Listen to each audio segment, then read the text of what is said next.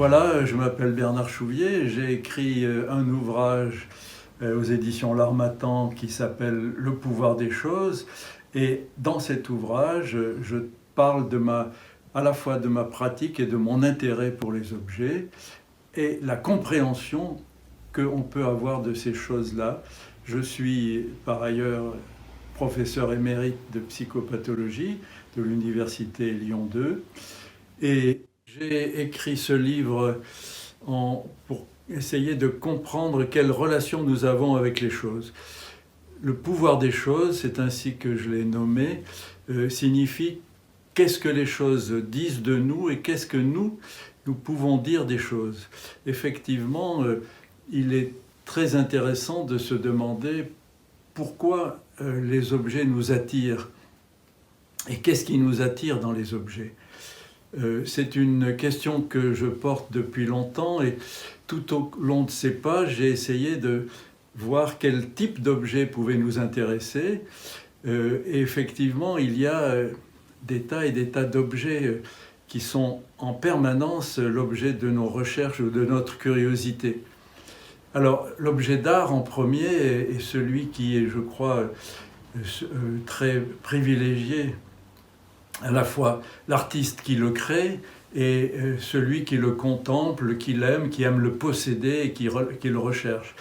Alors, que ce soit l'amateur ou que ce soit le collectionneur, il y a toujours quelque chose qui nous pousse vers la possession de l'objet. Et qu'est-ce que cela signifie pour chacun de nous que d'être en possession d'un objet et pourquoi avons-nous besoin de cette possession?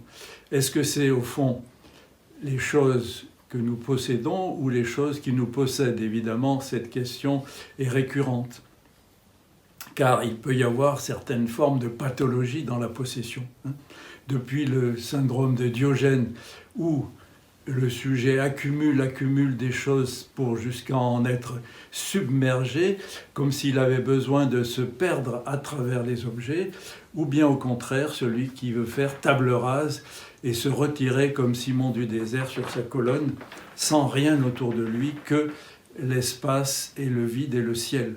On est véritablement pris, je crois, entre ces deux mouvements.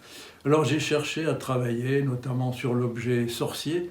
Pourquoi certains d'entre nous sont intéressés par le fait de posséder l'autre à travers un objet, que ce soit les filtres d'amour, les objets pour jeter des sorts, des situations de ce type-là, montrent que ce soit dans un sens bénéfique ou dans un sens maléfique, le recours aux objets pour avoir une influence sur autrui est quelque chose d'assez récurrent, et j'ai essayé de comprendre le sens que cela pouvait avoir de s'approprier